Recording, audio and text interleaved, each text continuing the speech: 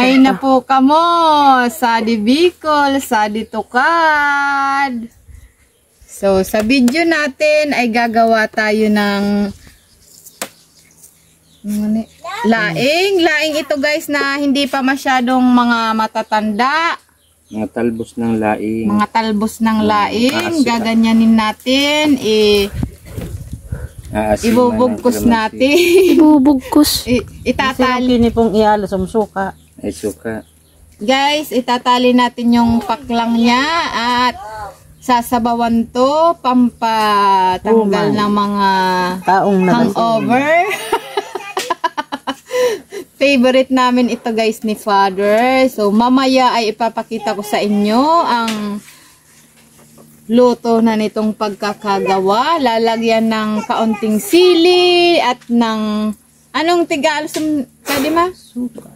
Suka. Oh, yummy. Siram sana. Kasayon.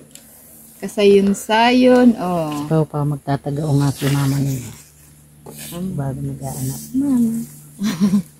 So, pero guys, ito i-check din natin to kasi baka may ano dyan sa loob. May nag-i-star. Nagtatago.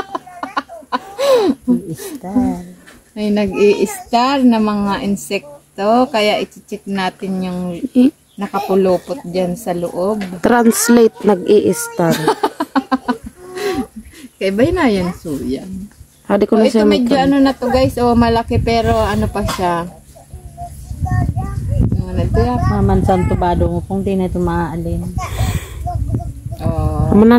Lucky Koy, anong masasabi mo sa bagong excited ka na ba sa bagong recipe na iyong matitikman or natikman mo na to dati?